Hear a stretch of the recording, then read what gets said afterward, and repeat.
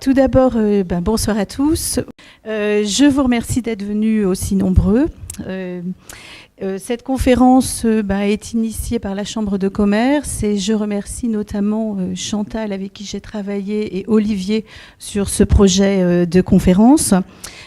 À cet effet, donc, nous avons été missionnés, je représente le CNFCE, c'est-à-dire le Centre national de la formation du conseil en entreprise, et pour animer cette conférence sur le merchandising. Alors, le merchandising, on va pouvoir commencer. Donc, le premier thème, le merchandising est un levier essentiel pour le développement commercial de son point de vente. Alors, je vais faire défiler...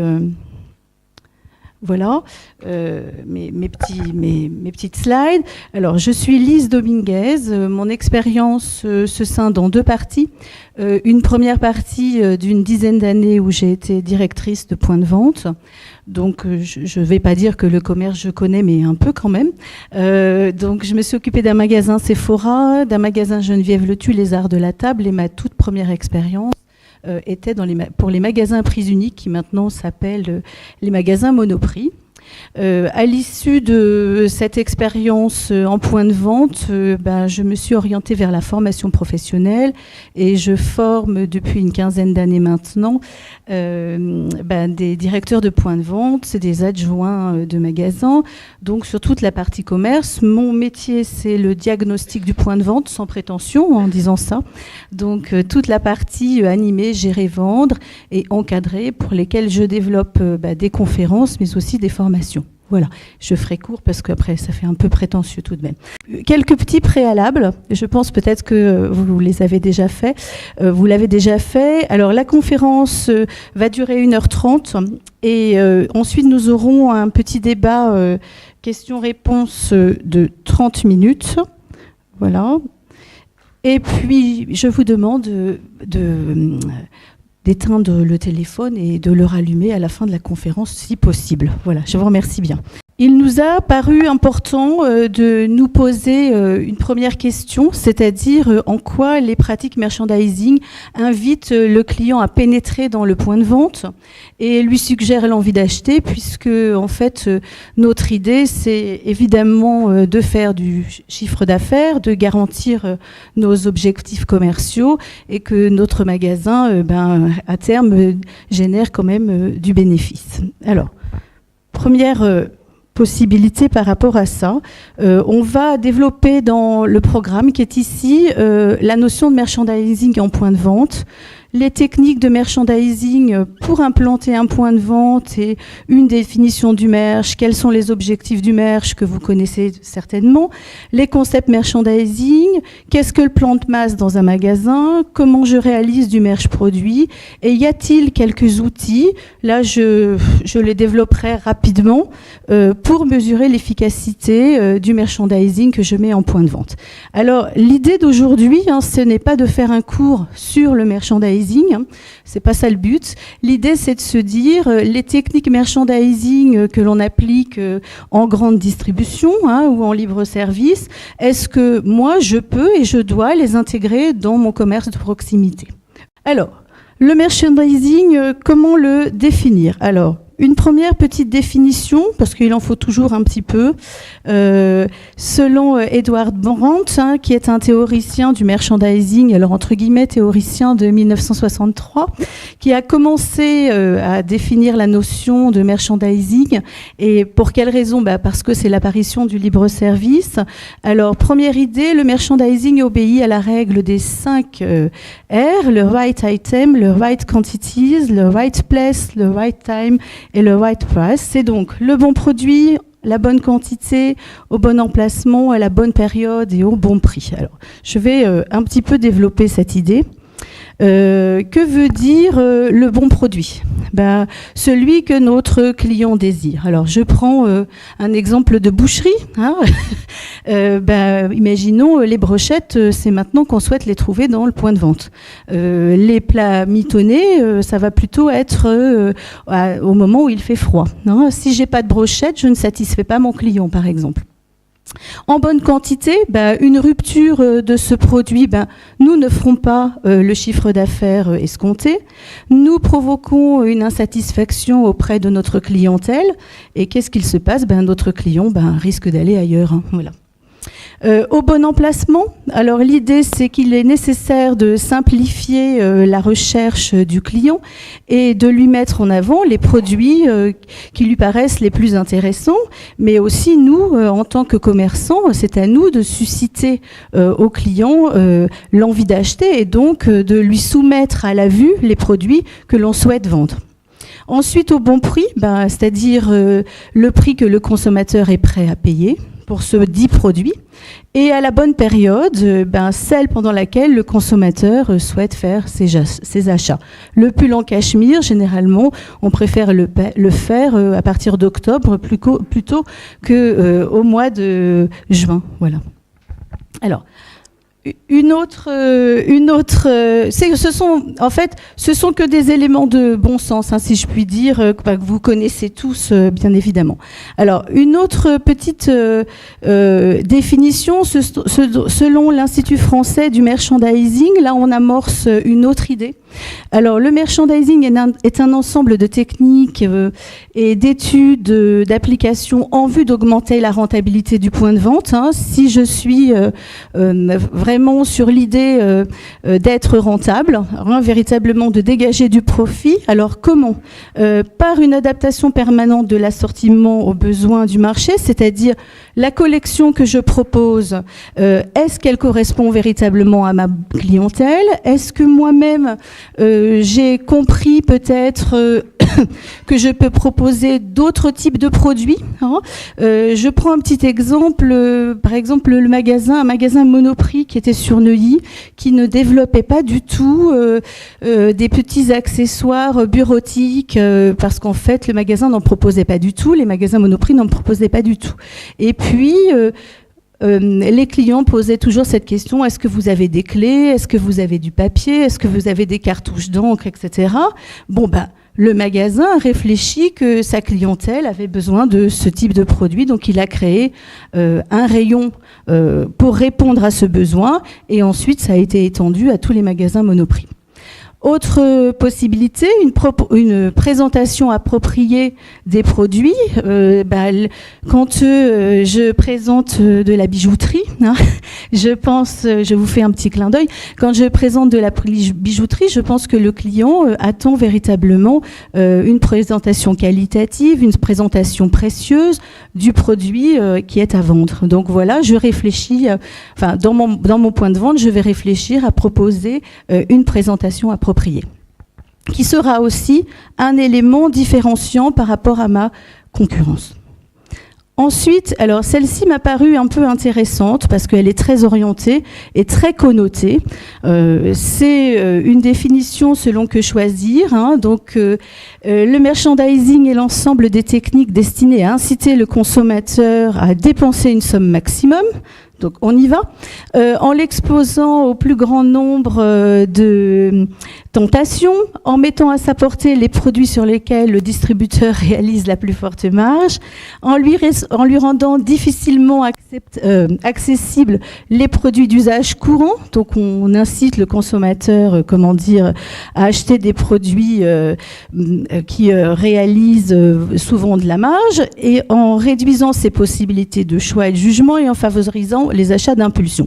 Alors, cette petite définition, elle est un petit peu vraiment très orientée, enfin même pas qu'un peu, elle est orientée. Ça voudrait dire que notre client n'a pas le libre arbitre tout de même. Donc je voulais vous la soumettre comme une petite anecdote. Plus intéressant, me semble-t-il, et si je reviens à la première idée, c'est de dire que le merchandising, ce n'est pas que pour les commerces de libre-service, mais c'est évidemment pour tous les commerçants. Première idée, le merchandising, en fait, qui en fait? Tout d'abord, le buraliste, lorsqu'il place les chewing-gums sur le comptoir en soumettant le client à la tentation.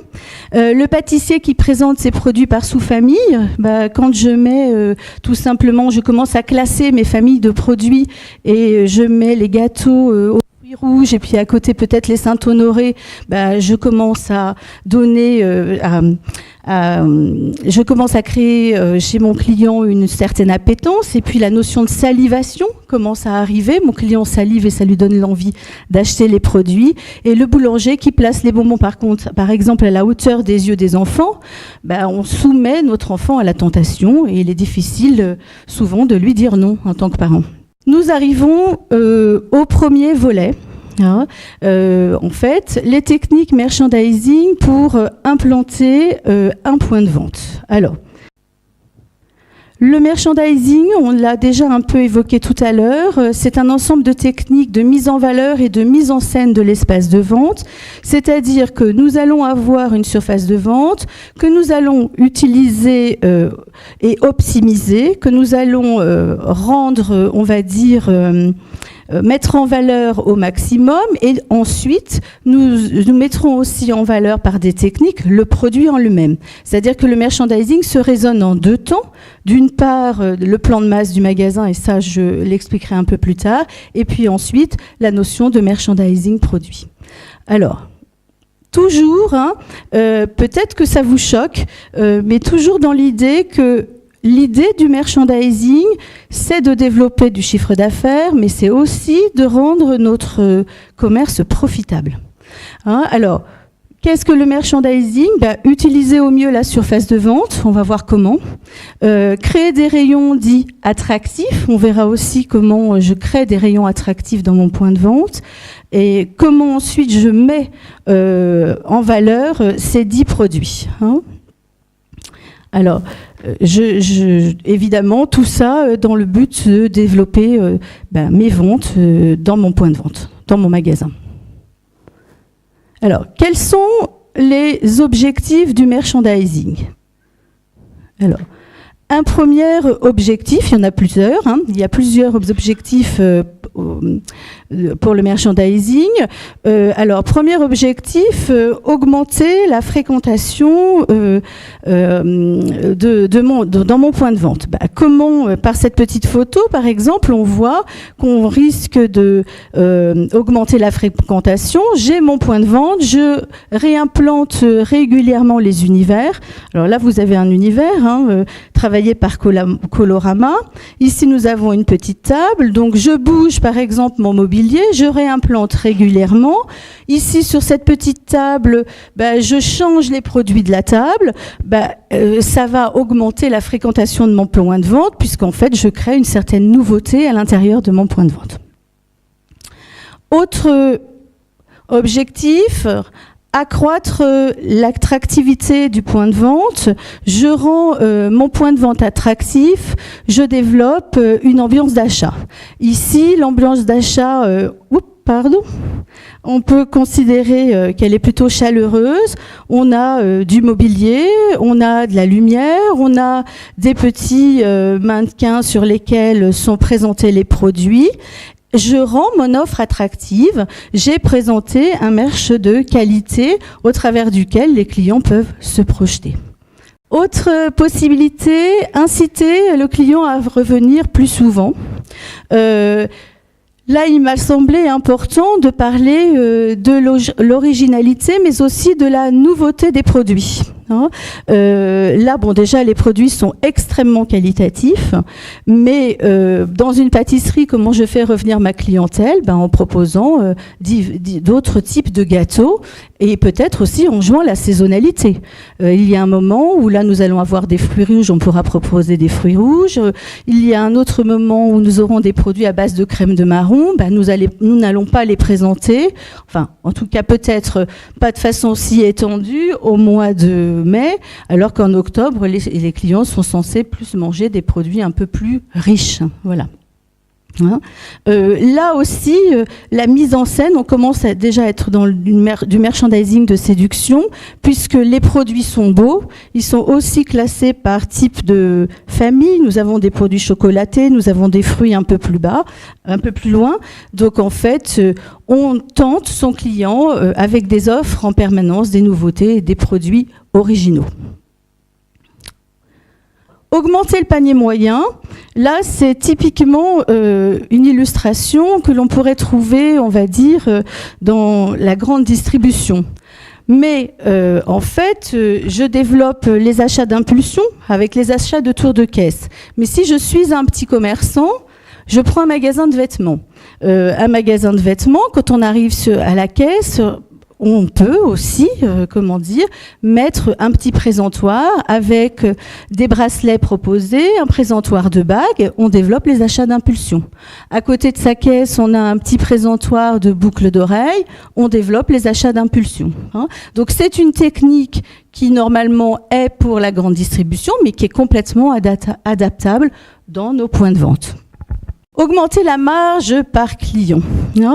Alors, comment on augmente la marge par client? Nous avons des produits évidemment qui font du chiffre d'affaires, nous avons des produits qui font de la marge, nous avons des produits qui font du chiffre d'affaires et de la marge. Si j'identifie ces produits et que je comprends cette notion de chiffre d'affaires, de marge, bien évidemment, en proposant une offre qui propose les deux, à la fois du chiffre d'affaires et de la marge, des produits qui font du chiffre d'affaires et de la marge, j'arrive à développer des ventes additives. Je soumets mon client à la tentation, je développe des ventes additives et je me donne toutes les possibilités de réaliser davantage de marge dans mon point de vente. Quels sont, un autre volet, quels sont les concepts merchandising existants? Il y en a, on va dire, 3. Nous avons un premier concept de merchandising qui est du merchandising d'organisation. Comme vous pouvez le voir ici sur la slide proposée, qu'est-ce que le merchandising d'organisation? C'est organiser son point de vente pour maximiser son efficacité et pour utiliser tout son point de vente. Alors, comment je réfléchis? Quelles sont les actions possibles dans le merchandising d'organisation? L'aménagement du magasin, la décoration, l'organisation des univers. En fait, je réfléchis mon point de vente au global. Je décide, je prends une parfumerie par exemple, un univers que je connais bien. Il y a 3 types d'univers en parfumerie. On a tout d'abord le parfum, et dans le parfum, on a le parfum femme et le parfum homme. On a le soin, et puis on a le maquillage. Donc, première idée, ça veut dire que je vais déjà avoir 3 gros univers. L'autre idée par rapport à ça, c'est de se dire quelle est peut-être la famille, l'univers qui dégage peut-être le plus de chiffre d'affaires, et en fonction de la configuration de mon point de vente, où je vais positionner par exemple le parfum femme. Voilà. Imaginons que les ventes en maquillage se fassent toutes seules, entre guillemets, si on peut dire ça. Est-ce que je décide de pas placer le maquillage au fond de mon magasin parce que c'est une zone froide et que je souhaite réchauffer le fond de mon magasin ou pas? Est-ce que si j'ai du soin, est-ce que si j'ai un magasin par exemple où il y a un petit coin, est-ce que je décide pas de mettre on va dire le soin dans ce petit coin? Pour quelle raison? Parce que la cliente qui vient parler de ses rides, je ne suis pas sûre qu'elle ait envie d'en parler en plein milieu du magasin. Tout ça pour dire en fait que le merchandising d'organisation, c'est une espèce de vision macro de l'organisation de son point de vente. Alors, ça se fait sur 1000 m², ça se fait sur un centre commercial, mais ça se fait aussi sur son propre magasin.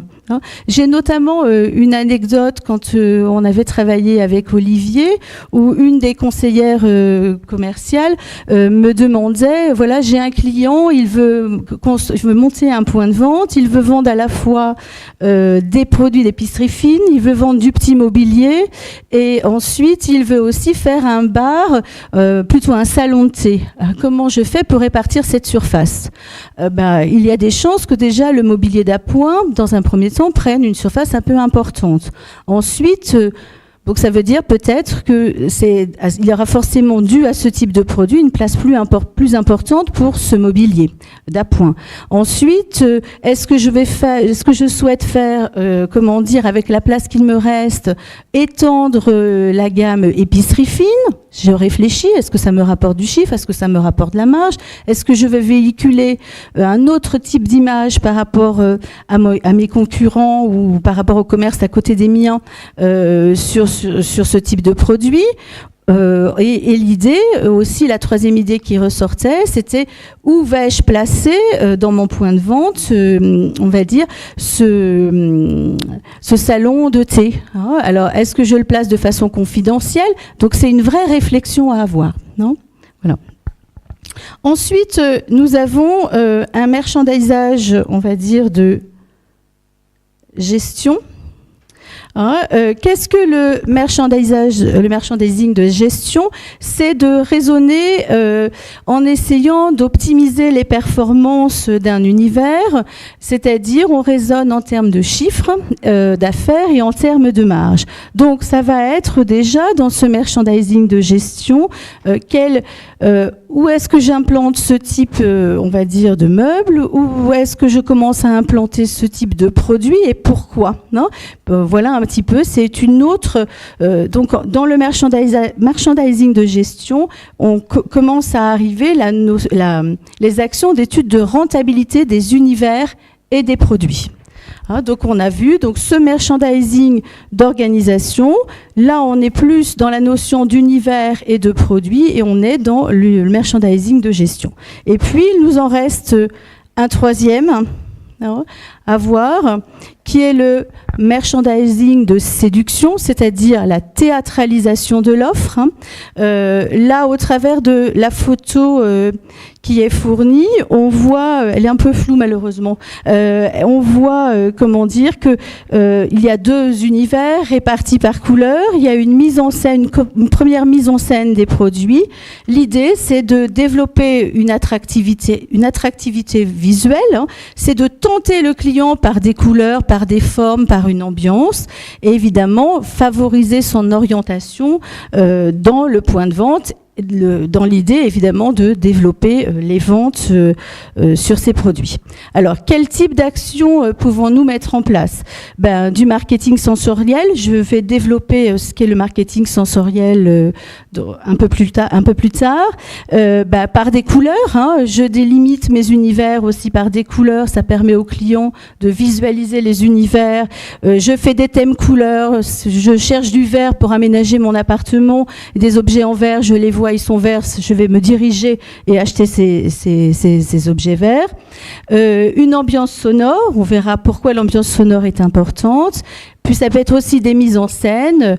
Les mannequins, quand je fais un total look, quand je fais une silhouette, ça permet à mon client de se projeter sur le produit et évidemment peut-être de déclencher l'acte d'achat chez lui. C'est quand même le but espéré. Quels sont les principes d'implantation d'un point de vente que l'on peut raisonner pour nos petits magasins? Alors, je me mets dans le groupe des petits magasins, ou des magasins de proximité, les commerçants.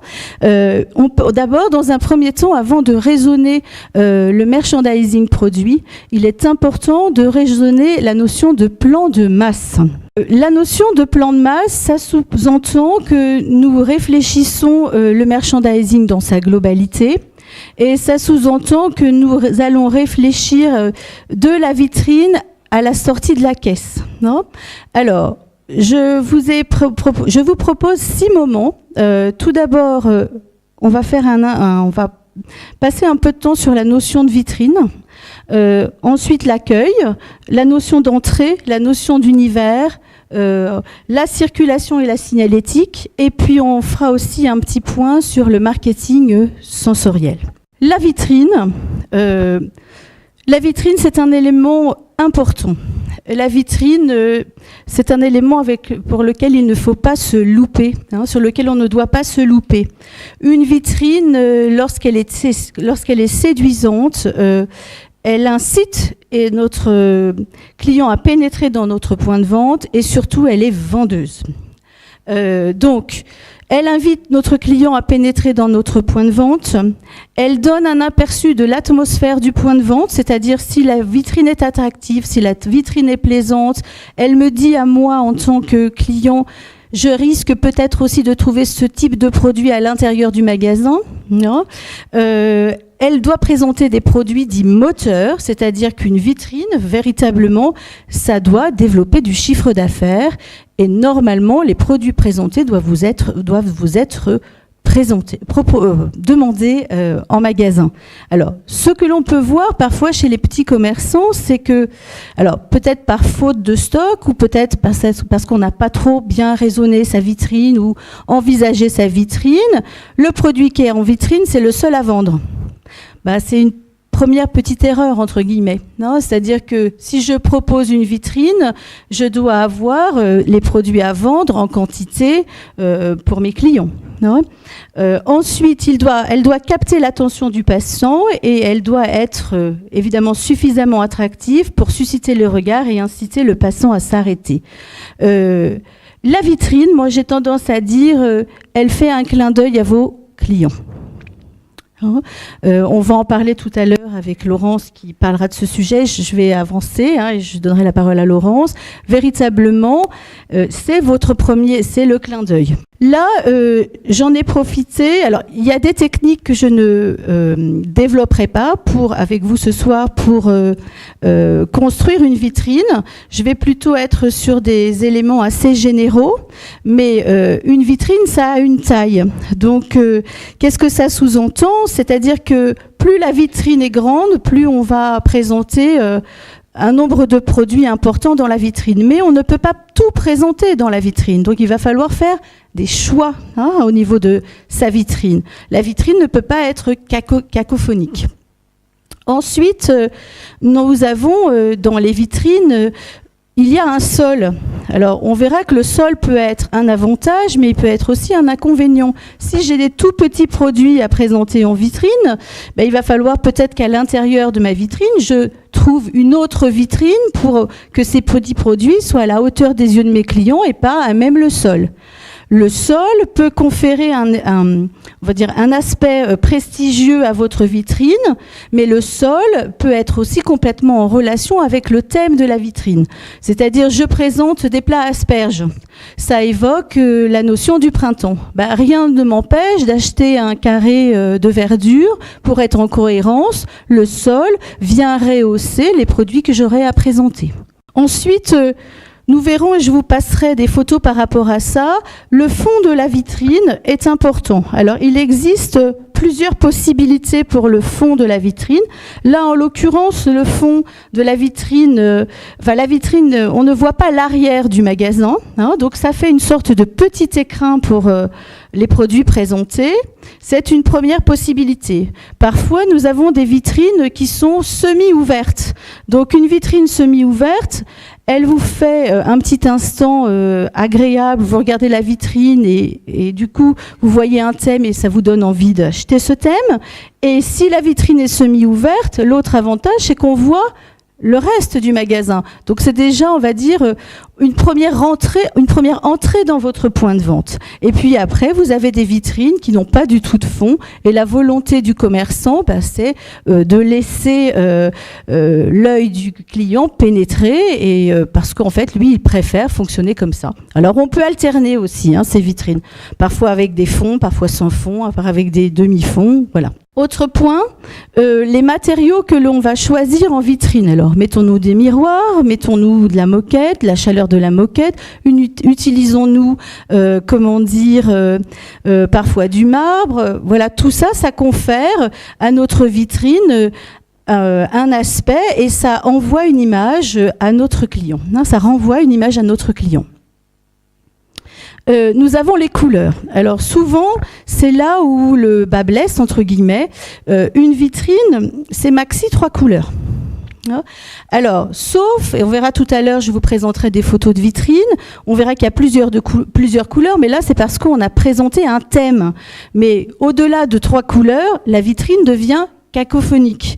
Donc 3 couleurs, ça veut dire qu'on va donner des repères visuels à notre client, et ça lui donne une idée aussi d'harmonie. C'est ça l'idée. Ensuite, nous avons des lignes. Alors, les lignes, comment ça se matérialise, et je ferai l'explication avec les petites photos. Est-ce que je choisis de travailler la rectitude dans ma vitrine? Est-ce que je choisis de travailler les produits en horizontal? Tout ça, est-ce que je choisis de les travailler en oblique? Est-ce que ce sont des petits produits, donc est-ce qu'il faut choisir la pyramide? Bon, tout ça, c'est à réfléchir parce que ça traduit évidemment des idées à nos clients. et puis aussi une vitrine bien réussie, il y a aussi une notion après de beauté, hein, ça séduit notre client. Alors, le mobilier. Dans l'idéal, pour réaliser une vitrine, il nous faut un petit kit de base en mobilier. Je dois présenter des pulls. Alors, est-ce que je prévois de les présenter sur cintre ? Voilà. Est-ce que je prévois de présenter mes pulls, on va dire, dans des casiers en plastique où je pourrais les plier proprement et en fait, je pourrais jouer le colorama. Ensuite, est-ce que j'utilise des mannequins plein pied? Est-ce que j'utilise des demi-mannequins? Est-ce que j'ai des petits guéridons? Voilà. Pour quelle raison? Pour créer une ambiance à l'intérieur de ma vitrine. Alors, j'insiste sur les mannequins, surtout dans le textile. On travaille la couleur, on travaille le mannequin. En fait, le mannequin permet à la cliente ou au client véritablement de se donner, de se projeter au niveau du vêtement et véritablement de voir comment ce que pourrait donner un peu le vêtement sur lui s'il l'achetait. C'est déjà une première appropriation du produit. Ensuite, nous avons les pancartes et les étiquettes. Alors celles-ci, elles sont à soigner, hein. Alors les étiquettes, bien évidemment, les étiquettes prix. Est-ce que je décide de faire une étiquette et la disposer dans un plexi? Est-ce que je décide de mettre mes étiquettes à plat? Quel sens de lecture je donne à mon client? Est-ce que je décide de faire une étiquette manuelle, mais alors avec une écriture magnifique? Est-ce que je décide de faire une étiquette ou un pancartage, on va dire, avec mon ordinateur? Mais à ce moment-là, ça veut dire si je prends un type d'étiquette ou une certaine police, je l'utilise partout et ainsi j'harmonise mes pratiques. Autre possibilité que je ne vois pas assez souvent à l'heure actuelle, nos clients sont friands, on va dire, de produits français. Hein, ils aiment, on va dire, les ouvrages français, ce qui est normal. Il y a aussi l'idée de faire vivre le commerce français. Donc c'est un vrai atout pour nous, ça, en tant que commerçants. C'est-à-dire, dernièrement, je suis allée dans un joli hôtel et on était sur le thème de travailler une vitrine et elle vend les produits Lalère. Alors, vous connaissez un peu les bérets Lalère, hein, ce sont des bérets de bonne facture. C'est une petite production française et on ne la trouve pas partout. Donc, avec des jolies boîtes, véritablement comme les chapeaux chez les modistes dans l'ancien temps. Donc, on a décidé ensemble, justement, de dire que c'était une fabrication française et de mettre bien en évidence ces produits Lalère. Pour le pancartage, ça c'est pas vraiment dans la vitrine, mais imaginons que je ne sais pas moi, j'utilise des produits bio pour faire mes gâteaux. Évidemment, je vais peut-être dire que j'utilise des produits bio. Hein. Pour quelle raison? Tout simplement, ça donne une information supplémentaire à ma clientèle. Ensuite, nous avons les formes dans la vitrine. Alors, qu'est-ce que je choisis dans la vitrine? Est-ce que, si j'ai une grande vitrine comme ça, est-ce que je choisis, lorsque je la travaille, de la rétrécir et de travailler que sur un carré? Ou peut-être que le centre de ma vitrine? Parfois, en mettant une vitrophanie sur la vitrine, on ne peut travailler que le produit central. Est-ce que je choisis de la diviser en deux? Voilà, je donne une forme à ma vitrine. Est-ce que ça veut dire que je peux essayer de présenter parfois deux thèmes qui se raccordent? Ça peut être aussi ça, l'idée des formes dans la vitrine. Les produits, là, dans les produits, soit je présente une gamme de produits, soit je présente un univers, soit je peux présenter le même type de produit et je joue la masse. Ça peut être, l'idée de la vitrine peut être multiple. Mais on doit quand même réfléchir à une harmonie. Je présente un service vaisselle. Le service vaisselle, on va dire, un service vaisselle pour ouvrir les maisons de vacances, je vais faire une ambiance avec un service vaisselle, des tasses déjeuner, etc. Je vais présenter une vraie harmonie dans ma vitrine. Je vais choisir des produits, un vrai thème. Le renouvellement d'une vitrine, c'est important. Le renouvellement d'une vitrine, Une vitrine a une durée de vie entre 15 jours et 4 semaines, hein, c'est-à-dire 2 semaines, 4 semaines. 2 semaines, on va dire que c'est le minimum. Hein. En dessous, le client n'a pas le temps de visualiser les produits. 2 semaines, c'est une cadence à peu près convenable. Parfois, en fonction de d'autres moments de l'année, par exemple à Noël, nos vitrines peuvent durer 1 mois. Pour quelle raison? Comme nous avons plus de clients, on ne va pas se mettre à chaque fois à retravailler les vitrines. On perd un peu de temps et on a aussi autre chose à faire. Voilà. Tout ça pour dire, hein, ce sont les éléments essentiels pour constituer une vitrine. Ce sont les éléments auxquels nous devons réfléchir. Quelques vitrines possibles. Hein. Donc là, nous avons une vitrine. Hein. Ce qui est assez intéressant ici, c'est que nous pouvons voir un mannequin. Il n'y a pas de produit au sol. D'accord. Donc ça veut dire que les chaussures là ne sont pas mises sur le sol. Les petits sacs et les petits accessoires qui sont dans la cohérence du thème sont proposés sur de jolis poufs. Non. Et puis nous avons une écriture, une signalétique, une sorte de signalétique qui vient renforcer cette ambiance de vitrine. Quel a été le parti pris ici? C'est à l'intérieur de la vitrine, on a installé une autre petite vitrine, un meuble. Hein, qu'est-ce qu'il permet ce meuble?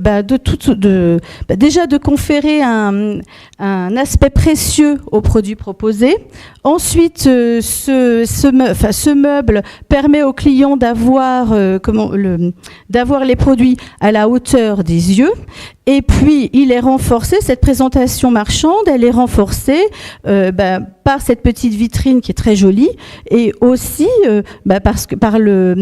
par on va dire, des tissus, le velours rouge, qui permet de faire ressortir le produit et qui eux-mêmes encore accentuent cette notion de produit précieux. Tout à l'heure, j'ai évoqué qu'une vitrine... c'était 3 couleurs. Alors là, vous dites, mais qu'est-ce qu'elle raconte? Il y a plus que 3 couleurs. Alors, c'est pour dire qu'en fait, 3 couleurs, c'est dans l'idéal. Mais là, nous ne présentons pas en fait 3 couleurs. Pour quelle raison? Puisqu'en fait, nous présentons une collection. Donc, comme nous présentons une collection, il n'y a pas de cacophonie en fait. Hein. L'harmonie est faite. Et puis, nous pouvons voir aussi que cette présentation permet de mettre ces dames-là en situation avec un sac, et puis on a rajouté les accessoires, c'est-à-dire les chapeaux, et ça nous donne donc une idée de total look dans la vitrine. Je crois que parmi nous, il y a des maroquiniers. Alors, on a parlé du mobilier et en quoi le mobilier était intéressant dans la vitrine. Alors, le mobilier ici... en fait, il crée une rupture visuelle. C'est-à-dire que, déjà, il joue sur la couleur, donc c'est une façon de mettre en valeur les produits. Et puis surtout, vous avez différents niveaux de présentation. Hein, vous avez un présentoir ici qui est un peu plus haut. Ensuite, là, on a cassé la vision de notre client, on a créé une rupture visuelle sur laquelle on présente un petit sac, et nous avons ici un troisième présentoir avec une forme géométrique différente. Donc ici, à la fois, nous proposons des volumes et des formes différentes et des couleurs différentes, tout ça au bénéfice du produit. En revanche, ce que l'on peut constater ici, c'est que les produits proposés sont tous de la même ligne. C'est la même collection qui est proposée et ils sont tous à peu près dans la même couleur. Ce qui est intéressant aussi ici à voir dans cette vitrine, c'est que cette vitrine, tout à l'heure, je vous ai parlé des fonds. Nous avons un fond, mais qui est quand même ouvert. Alors là, on ne le voit pas trop bien, mais comme j'ai pris la photo chez le commerçant, je sais qu'est-ce que ça existe. En fait, le fond n'est pas complètement obscurci, donc on peut déjà commencer à voir l'intérieur du magasin. Donc, au-delà de la vitrine, le client commence à se projeter dans le magasin. Ça, c'est une vitrine de parfumerie. Là, évidemment, le thème, c'est le jaune, que tout le monde l'aura bien vu. C'est une gamme de produits qui est présentée. Bon, c'est une vitrine qui est qualitative. Et là, véritablement, on choisit de la transparence, puisque la vitrine qui est proposée nous permet véritablement de voir l'intérieur du point de vente. Pour les maroquiniers, tout à l'heure, je vous ai parlé des formes et j'ai commencé à évoquer aussi les lignes. Alors, cette vitrine, qu'est-ce qu'elle propose? Elle propose un fond avec des rayures, on va dire, qui confèrent à notre vitrine, on va dire, une certaine rectitude. Mais par contre, ce fond, et ensuite ces petits caissons là que nous voyons, ils mettent bien en valeur les produits de maroquinerie. Autre chose aussi, les produits de maroquinerie sont rehaussés par la lumière. Alors, la lumière, c'est à utiliser à bon escient et il faut trouver pour cette lumière la bonne couleur de lumière. Une lumière parfois un peu trop blanche peut être blafarde et cette lumière blanche peut conférer une idée un peu d'hôpital, donc c'est pas très joli. J'en profite aussi pour dire que les vitrines, elles doivent être allumées la nuit, mais elles doivent être allumées surtout le jour. Dans de nombreux points de vente, les vitrines ne sont pas allumées le jour. Il faut penser à avoir cet éclairage le jour. Ça change vraiment tout. Voilà. Alors, ça, c'est une présentation de vitrine qui est réalisable assez facilement et qui n'est pas très onéreuse. Ça ne demande pas forcément la prestation d'un marchandiseur, ça ne demande pas la prestation d'un étalagiste. Si même on n'est pas très habile avec une conception de vitrine, on peut déjà faire cette vitrine qui est assez facile. Là, je suis partie sur l'idée d'une vitrine de pharmacien. En fait, lui, il n'a pas de mobilier. Qu'est-ce qu'il fait, notre pharmacien? Il utilise la publicité sur le lieu de vente, qui est globalement que du cartonnage, et il utilise ces vitrophanies là, qu'il colle sur sa vitrine. Mais en fait, quand on regarde cette vitrine, on comprend bien d'une part qu'on est chez La Roche-Posay. On voit les produits présentés ici. Alors même s'ils sont petits, ils ne sont pas présentés à même le sol. Et on comprend bien que la gamme proposée, c'est Antelios. Et lui, il joue avec les éléments que lui fournissent son fournisseur, puisque vous avez des sticks collés, vous avez de la PLV, vous avez une PLV sous forme de carton, et c'est une vitrine qui a une jolie et une vraie cohérence. Et en synthèse de ce premier point sur les vitrines, la vitrine permet de générer du chiffre d'affaires. La vitrine permet donc de développer des ventes. On a dit que la vitrine était un clin d'œil, elle devait faire un clin d'œil à notre clientèle. Elle permet de générer aussi de la marge. Elle accélère la rotation de nos produits, donc il nous faut des produits à vendre. Elle fait partie du merchandising de séduction, on parle de théâtralisation de l'offre. Et la vitrine est le reflet du magasin. C'est-à-dire, quand je regarde une vitrine, elle me donne véritablement la sensation ou l'idée de ce que je vais pouvoir retrouver dans mon point de vente. Et n'oublions pas une autre idée, les produits présentés en vitrine, dans l'idéal, si je fais un thème dans mon point de vente, peut-être qu'en arrière de vitrine, j'ai le stock et une possibilité que mon client puisse se servir. Et l'idéal, c'est que la vitrine, ça je l'ai dit un petit peu tout à l'heure, c'est que je n'ai pas que le seul produit à vendre qui est en vitrine. J'ai d'autres produits en stock. Voilà. Donc j'ai fait un petit peu long sur la vitrine, je vais aller accélérer après sur les autres petites vignettes que je vous ai mises en haut. Nous avons en fait l'accueil du magasin. Alors là, c'est une illustration, on va dire, de grande surface, mais dans nos commerces, l'accueil du magasin peut aussi se matérialiser par le pôle caisse. Donc j'en profite pour dire le pôle caisse, à quoi il nous sert, ou notre accueil, à quoi il nous sert. Ajouter une dimension humaine à l'intérieur de notre point de vente et pour notre clientèle, tout simplement d'avoir un premier regard. Voilà à quoi peut nous servir aussi cette dimension accueil. Ensuite, je vais passer sur l'entrée du point de vente. Alors, l'entrée du point de vente en fonction de vos configurations de magasin.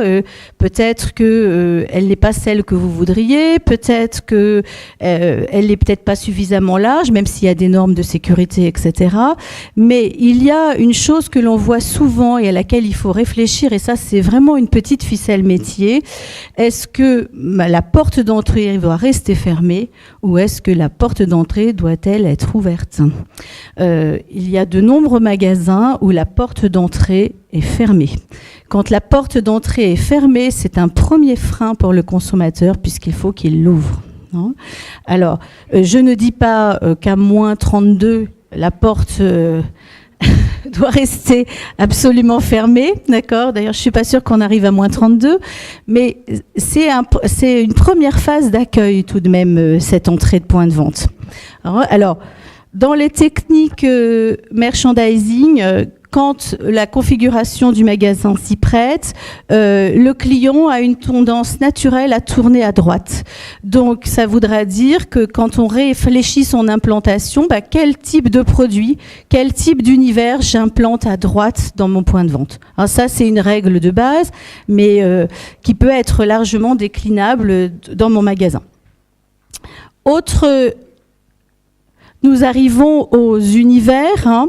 Donc l'idée de mon point de vente, dans mon point de vente, c'est de soumettre mon client à l'offre la plus large possible et bien évidemment de l'inviter à parcourir l'ensemble du point de vente.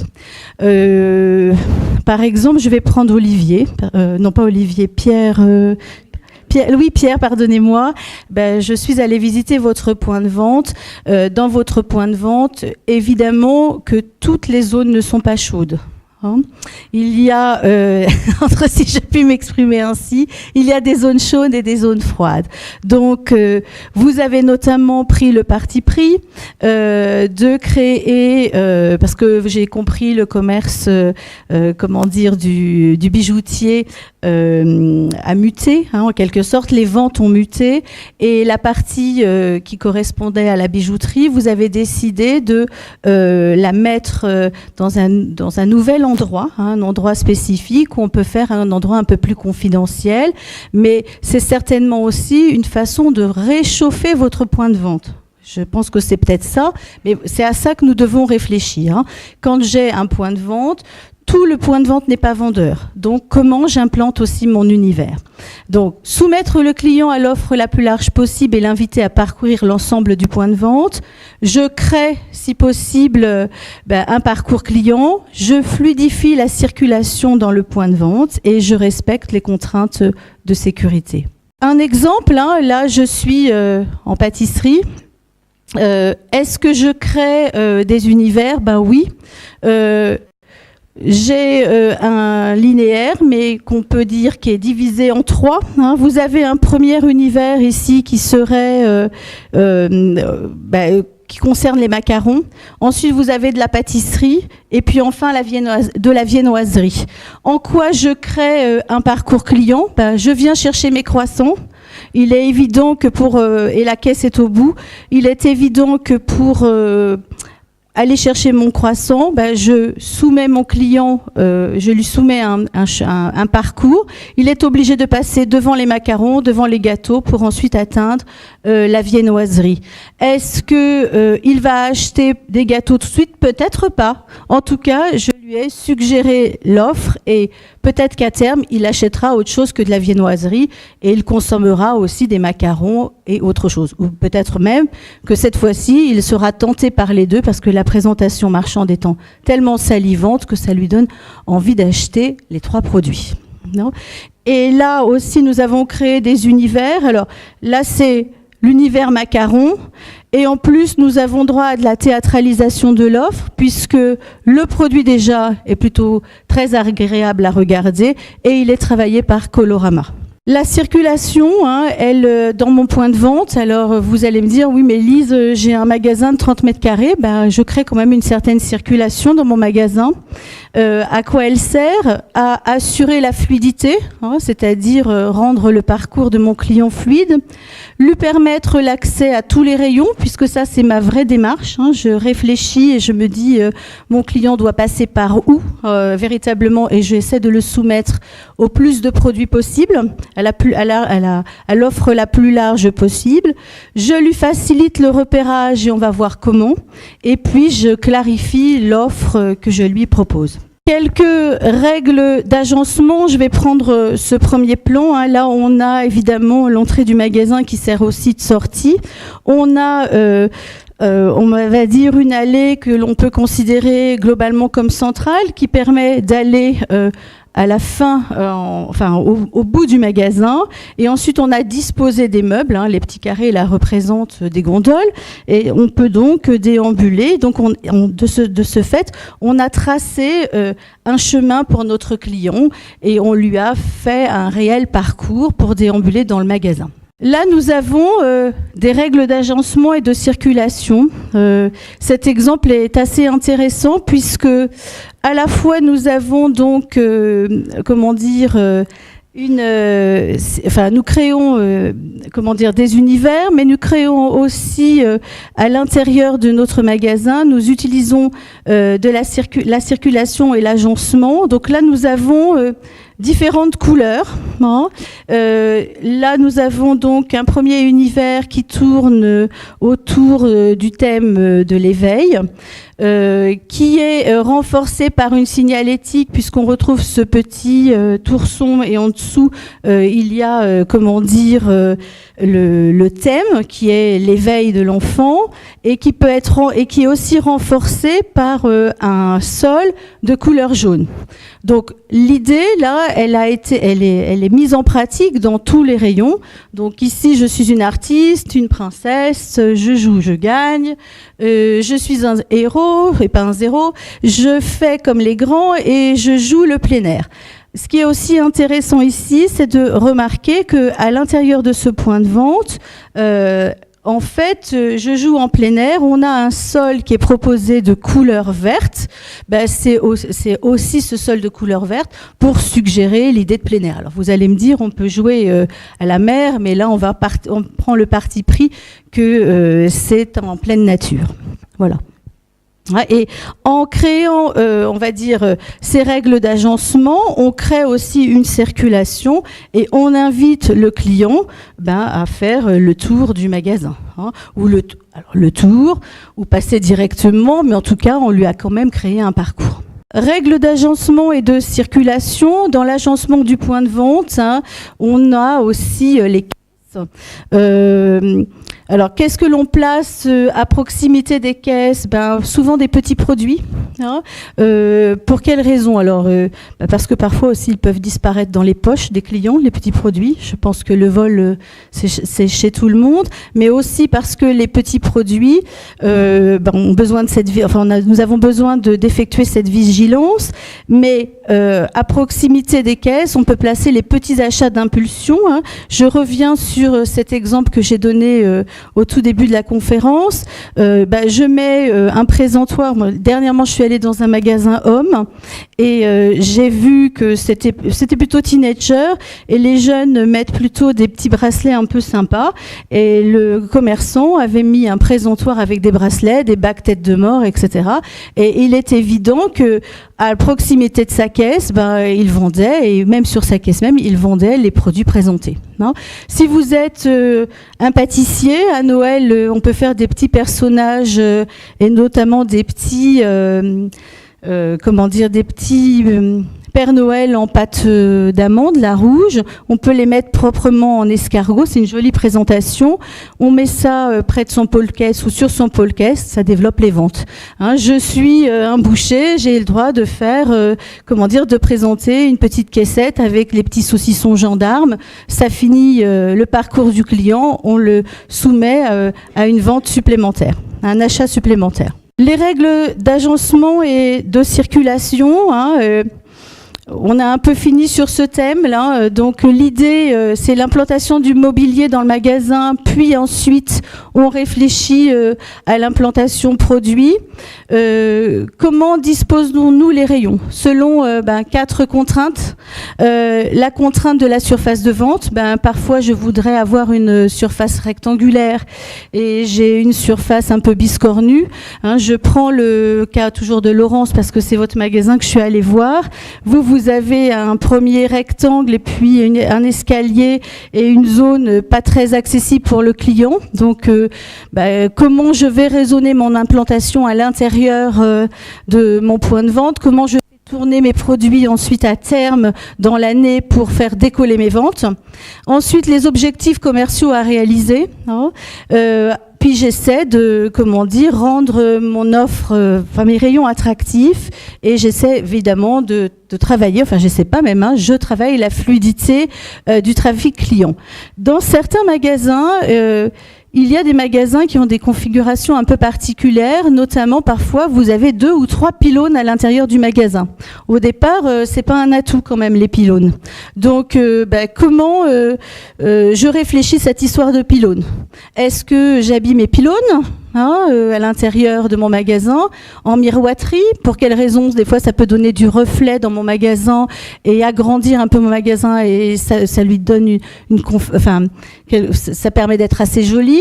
Est-ce qu'autour des pylônes, je suis un magasin de textile, je fais construire un meuble qui me permettrait de mettre des chèches? En fait, il faut réfléchir à ce marchandisage, comment ces éléments au départ qui ne sont pas des atouts, j'arrive à les transformer en atouts. Il nous reste toujours dans ce thème de la circulation, la notion de signalétique. Alors la signalétique, elle a pour but d'aider le client à se retrouver dans le magasin. Alors, de quoi est-elle constituée cette signalétique? Des mots, des pictogrammes, des photos, des plans d'orientation. Elle me permet, de me repérer dans le magasin. Imaginons que nous montions un magasin bio et que je cherche le rayon des œufs. Peut-être que, en premier lieu, je vais avoir un écrit qui me permettra de dire ce sont les œufs. Mais si je renforce cet univers œuf avec une photo, de poule en plein air, ça va peut-être, ça aiguille mieux le client et ça l'oriente mieux, puisque la photo lui suggère peut-être de la volaille, mais lui suggère peut-être l'association avec l'écrit, la mention œuf et la mention et la photo de la poule en plein air qu'il va trouver des œufs. Et puis en même temps, ça habille mon magasin aussi, ça. Un dernier élément, parce que nous sommes toujours dans le plan de masse, qui est facile à utiliser, qui est facile à mettre en place, c'est le marketing sensoriel. Le marketing sensoriel, c'est l'idée d'utiliser les sens de notre client. Alors peut-être pas les 5 sens en même temps, mais vraiment d'utiliser les sens de notre client. Alors, dans quel but? De développer aussi une certaine fidélité, on verra pourquoi je dis fidélité à notre commerce, et évidemment de vendre plus. Et l'idée aussi, on verra que certains éléments du marketing sensoriel permettent au client, pas permettent, mais incitent le client à rester plus longtemps dans notre point de vente. Le marketing visuel, alors le marketing visuel, utiliser l'œil du client, lui soumettre des signaux visuels qui vont lui permettre de se faire une opinion sur le point de vente. La vitrine, c'est un premier marketing visuel. Je fais une vitrine avec un joli thème de Noël, ça traduit à mon client quoi? Je risque de trouver des produits festifs et de Noël, peut-être pour faire mes achats. Si on est dans l'art de la table, peut-être tout simplement pour faire ma table de Noël, mes décorations de Noël, que sais-je encore. Le mobilier peut servir de décor à la mise en scène du produit, véritablement ça c'est important. Dans le marketing visuel, tout à l'heure, je vous ai donné l'exemple, par exemple, d'utiliser peut-être un tapis de verre ou un carré de moquette qui vous permettrait peut-être de suggérer au client qu'on est au printemps, par exemple. Alors, le sol, la tradition du bois, la chaleur de la moquette, la convivialité aussi du bois, le fait que parfois j'utilise des matériaux ou des étagères en métal, ça confère une certaine modernité. Le plexiglas n'a pas du tout la même connotation dans la tête du client, et l'éclairage, direct ou indirect. Alors, je ne sais si vous connaissez les magasins Abercrombie. Il y a un magasin Abercrombie sur les Champs-Élysées qui est tout dans le noir. Puisque en fait la cible clientèle voulue pour ce magasin Abercrombie, ce sont plutôt les teenagers. Donc il y a une musique à fond, puisque quand on est teenager, on aime bien la musique, enfin peut-être même passer le fait d'être teenager. Et ce qui est intéressant, c'est que ce magasin qui est tout dans le noir arrive quand même à faire des ventes. Comment il arrive à faire des ventes ? En fait, le parcours du client lui est suggéré par la lumière et on oriente les petits spots sur les produits que l'on souhaite vendre. C'est un concept à aller voir. Bon, maintenant qui n'est plus novateur, puisqu'il a presque 7-8 ans maintenant, ce magasin-là, mais c'est intéressant d'aller voir ça. À la fois, on lui confère l'idée de la boîte de nuit, donc le jeune s'y retrouve, trouve ça plutôt sympa, mais surtout, un magasin dans le noir, on se dit au démarrage, non, ce qui fait vendre, c'est la lumière. Et là, c'est pas le cas. C'est le contraste avec cette boîte de nuit très sombre et l'orientation des projecteurs sur certains produits qui vont permettre de faire décoller les ventes. Et puis après, il y a aussi d'autres éléments de confort d'achat, mais déjà, il y a déjà tout ça.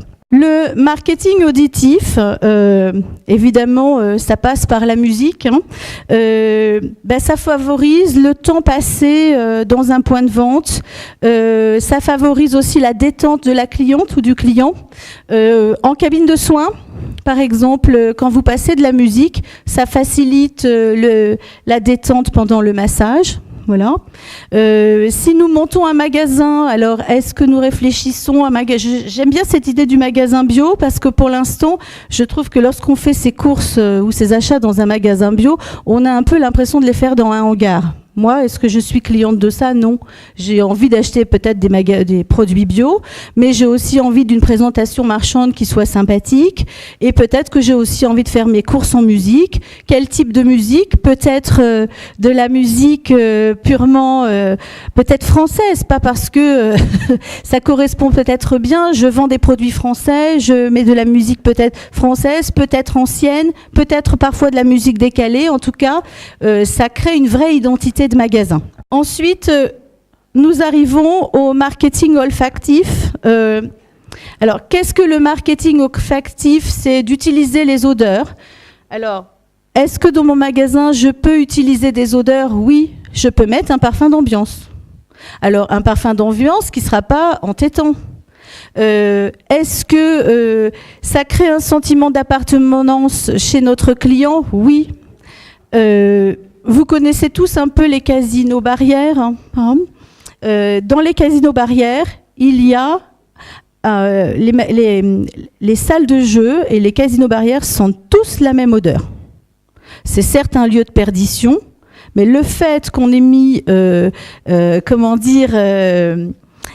même odeur dans les casinos barrières, ce n'est pas innocent. C'est-à-dire que le joueur rentre dans le casino, d'un casino à l'autre, ça lui crée une sorte de petit cocon, et il se sent bien, il reste, il joue plus longtemps, et d'un casino à l'autre, il y a exactement le même sentiment d'appartenance qui se redéveloppe à chaque fois. Non ? Voilà un peu cette idée. Alors, le marketing olfactif, je vais vous donner une petite anecdote. J'ai travaillé avec Dominique Mandonneau qui a créé les magasins Shop 8, en fait, qui sont les premières parfumeries. C'est lui qui avait décidé de mettre la parfumerie en libre service. Avant, la parfumerie n'était pas du tout en libre service, c'est-à-dire qu'il y avait une bergerie avec... vous étiez derrière en tant que client, puis le vendeur derrière la bergerie, et vous ne pouviez pas toucher les produits. Et lui dit, moi, je veux monter un nouveau style de parfumerie. Alors, je ne me suis pas égarée par rapport au thème. C'est-à-dire qu'il a réfléchi et il s'est dit, le marketing olfactif, quand moi je passe devant une croissanterie, je sais très bien que le produit souvent n'est pas très bon, mais comme ça dégage une odeur de beurre, de sucre, j'achète quand même mon croissant. Et à chaque fois, une fois que je l'ai mangé, je suis déçue. Donc il a dit comment je peux tirer parti de cette idée du marketing olfactif, mais en le développant sur du marketing visuel. Donc, quand il a créé les magasins Shop 8 et après les magasins Sephora, et qu'il a vraiment bien retravaillé le marchandisage, le merchandising, il s'est dit je vais travailler la couleur. Et à chaque fois que ma cliente passe devant l'accessoire cheveux, elle trouve les rouges, les bleus, les jaunes, mais je lui crée je lui suggère, enfin on va dire la présentation marchande est tellement attractive qu'elle me donne envie de m'arrêter et d'acheter. Donc lui, il était parti de cette idée-là, du marketing olfactif, et ensuite il est allé sur le marchandisage visuel. Nous arrivons au marketing tactile. Qu'est-ce que le marketing tactile ? C'est utiliser le sens, enfin le toucher de notre clientèle. Notre client aime fouiller, nous le savons tous. Il aime toucher les produits. À partir du moment où un client touche les produits, pour le textile, il s'aperçoit est-ce que le produit se froisse pas.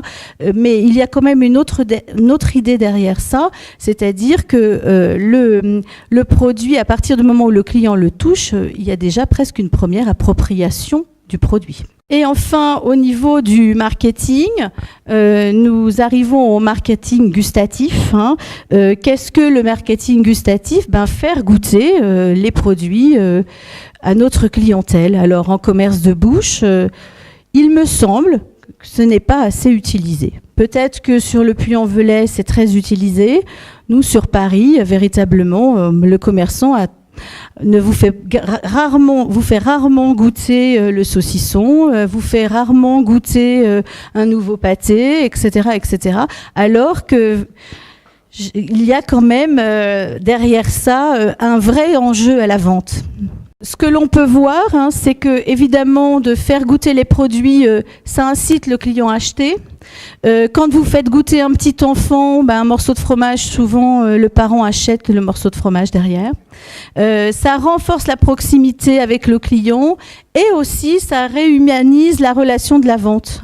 C'est-à-dire qu'on confère une notion humaine à notre relation de vente, qu'on avait un peu oubliée, en tout cas en région parisienne. Nous arrivons à un dernier volet qui est comment réaliser le merchandising produit, puisque précédemment nous avons réfléchi sur la notion macro, c'est-à-dire le plan de masse du magasin. Maintenant, nous allons parler du merchandising produit. Alors, plusieurs possibilités pour le merchandising produit. Donc, je réfléchis à quel va être l'emplacement que devra occuper chaque famille, sous-famille et chaque référence. Et quel type d'implantation je vais pouvoir donner à ces familles, à ces références. Alors, est-ce que je pars sur un type d'implantation horizontale ? Je vous donnerai un exemple par une photo. Un type d'implantation verticale. Ensuite, quand j'ai un meuble à présenter, par exemple, même si je prends un meuble bijou, tout le meuble bijou qui fait peut-être 2,40 m ou 1,80 m ne suppose pas le même niveau de vente. C'est-à-dire que le milieu du meuble sera la zone chaude, c'est-à-dire, et véritablement on verra ce qu'il faut placer à l'intérieur de ça, et les extrémités sont des zones froides de mon meuble. Donc soit je cherche le type de produit que je peux mettre et je recherche le type de produit que je peux mettre aux extrémités de mon meuble. Il faut que j'ai en tête cette chose-là. Si nous prenons un linéaire de vaisselle présenté sur 5 niveaux, le niveau le plus vendeur, c'est celui qui est à hauteur des yeux et à hauteur des mains. Mais après, nous avons un autre souci, la vaisselle étant lourde, le produit qui se vend le mieux en vaisselle, c'est l'assiette plate et l'assiette dessert. Mais après, moi, j'ai un problème de stockage. Donc, comment je fais pour résoudre cette adéquation ? Tout simplement, ou c'est plutôt cette inadéquation, la vaisselle et les plats, enfin les assiettes plates, les assiettes dessert, je vais les mettre en stockage et à hauteur des yeux de mon client, sur ma tablette, je présente un couvert dressé et le tour est joué. Ensuite, Nous arrivons au positionnement, hein. Donc nous sommes toujours dans le produit. Quel linéaire développé, accordé en fonction des parts de marché, c'est-à-dire quelle est la place que je vais accorder à mon produit sur la tablette et à l'intérieur du rayon. Et ensuite, nous avons des niveaux de présentation qui ne sont pas vendeurs au même niveau. Le niveau des yeux a un pouvoir vendeur très élevé. Le niveau des mains a un pouvoir, le premier c'était élevé, le niveau des mains a un pouvoir vendeur très élevé et le niveau du sol a un pouvoir vendeur plutôt assez faible. Hein, voilà, c'est à peu près la logique. Hein. Après, parfois...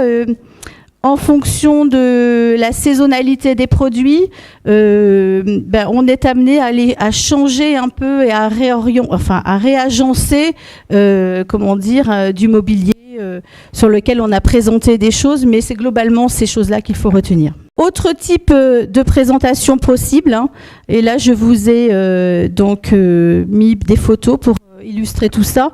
Des présentations en bac, hein, le client aime bien la présentation en bac. Quand j'ai un magasin, si c'est possible et que mon magasin n'est pas trop petit, je vends du textile. Parfois, j'ai un petit rayon de collants, on peut faire un petit bac avec des collants. Le client aime bien regarder ce qu'il y a à l'intérieur, un petit bac de chaussettes.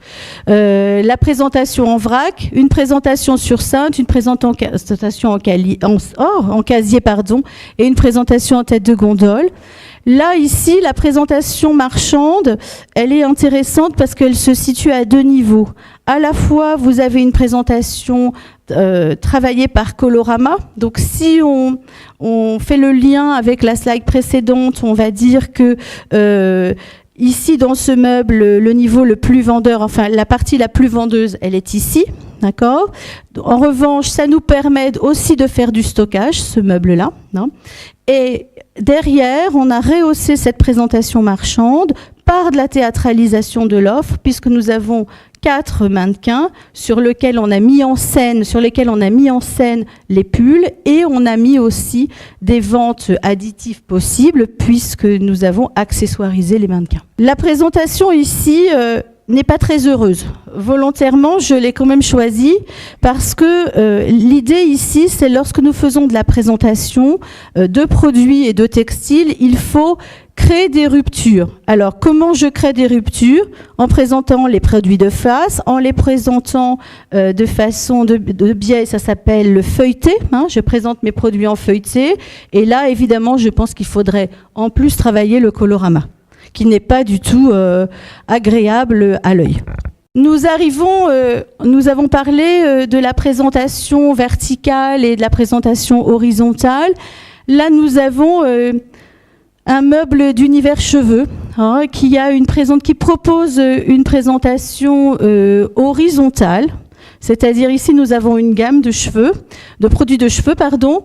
Cette gamme de produits de cheveux, elle est rehaussée par de la signalétique qui permet de dire les produits, de façon générale, ils nous apportent quoi. Donc là, par exemple, ça, ce sont des produits qui apportent de la brillance. Ici, nous avons toute la gamme des produits qui réparent les cheveux. De l'autre côté, là, nous avons définir les boucles et au-delà d'avoir travaillé la présentation, on va dire, horizontale, il y a aussi des visuels qui viennent rehausser, et qui viennent renforcer l'idée que là, nous sommes dans les boucles. Hein, voilà. À la fois, nous sommes dans les boucles parce que c'est inscrit, hein, et ensuite, là, vous voyez peut-être pas bien, nous avons une femme avec une chevelure présentée avec de jolies boucles, donc ça montre à notre client que nous sommes dans les boucles. Cette présentation-là, elle est aussi intéressante parce que on a des produits à vendre, mais il y a aussi des compléments de vente qui sont vraiment dans le thème, puisque là, ils proposent aussi la broche cheveux. Voilà. Alors là, c'est une autre idée, c'est la gamme La Prairie. Alors, ce qui est intéressant ici à voir, c'est que tous les packaging, hein, tous les boîtages se ressemblent. La Prairie, ce sont des produits assez onéreux, donc pour renforcer cette notion de produits précieux, de produits chics aussi quelque part, il y a des petites niches qui ont été qui ont été créés avec comme un petit écrin, mais où on présente la gamme de produits. Et nous ne le voyons pas ici, mais là nous avons la fameuse signalétique dont nous avons parlé, qui nous permet de dire où nous en sommes. Est-ce que nous sommes sur une gamme préventive? Est-ce que nous sommes sur une gamme curative? Mais ça, par exemple, c'est tout à fait applicable dans une parfumerie traditionnelle. À travailler différemment, mais on peut déjà vraiment en tirer parti. Là, nous sommes dans une implantation, cette fois-ci verticale, donc elle parle d'elle-même, cette présentation verticale, puisque on a travaillé la verticalité et le colorama. Je cherche des serviettes bleues, elles sont là.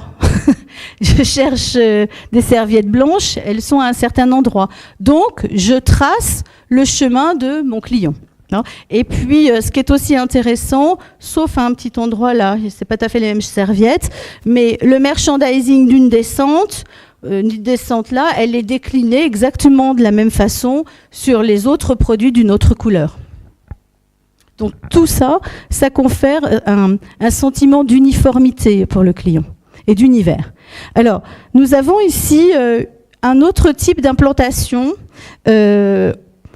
qui est intéressant à voir, puisque nous ne sommes pas dans une épicerie fine. Nous sommes dans un magasin. Nous sommes dans un commerce qui n'est pas très grand, une jolie surface tout de même. Et là, véritablement, le commerçant a travaillé et la masse et le côté un peu salivant. Alors, en tout cas, moi, ça me fait saliver. Par exemple, l'idée de voir ici les abricots et ensuite d'avoir travaillé différemment les cerises en cagette. Et puis, nous avons cette présentation qui suggère la corne d'abondance aussi. Là, c'est encore un autre type de présentation qui peut être adapté chez un fruitier. Donc, il a pris le parti pris de ranger. C'est un côté peut-être un peu très structuré de l'offre, mais c'est tout de même intéressant.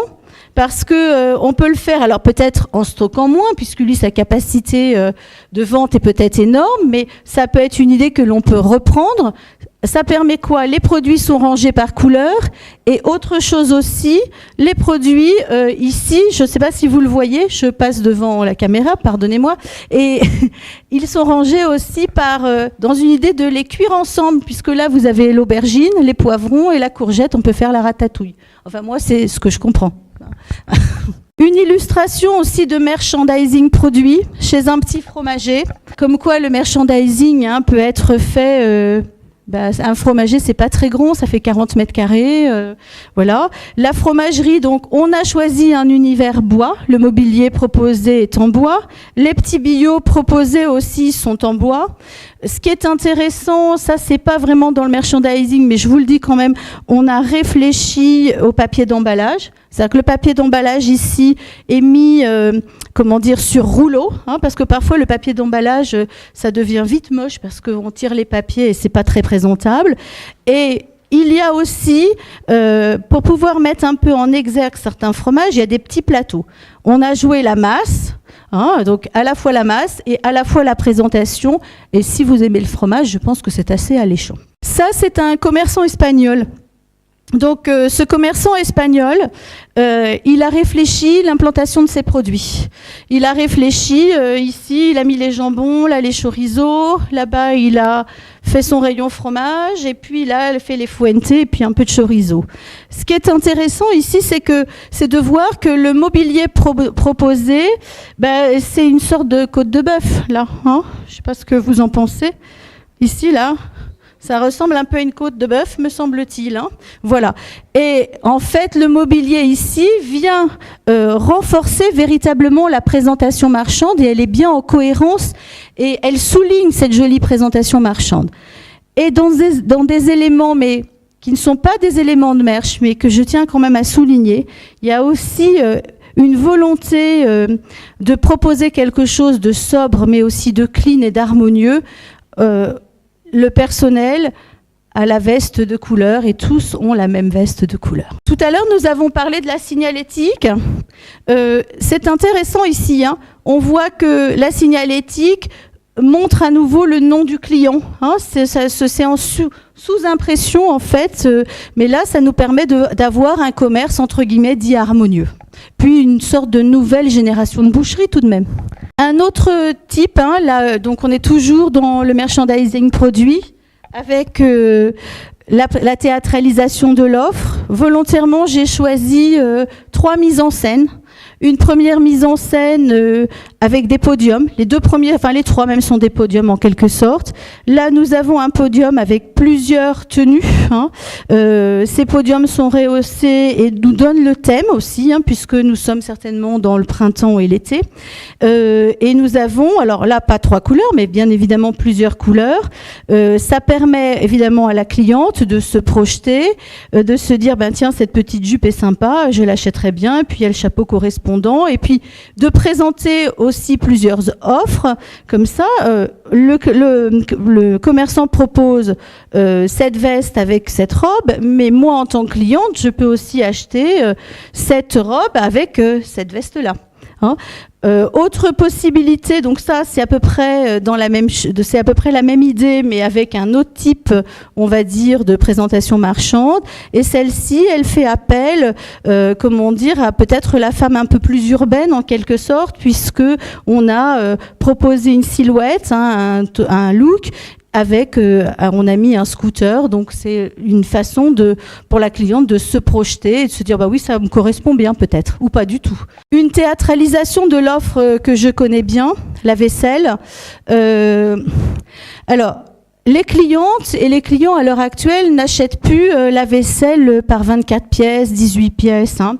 C'est-à-dire, ils se laissent tenter par des 6, 8 pièces, on va dire. Peut-être même des fois juste 4 assiettes.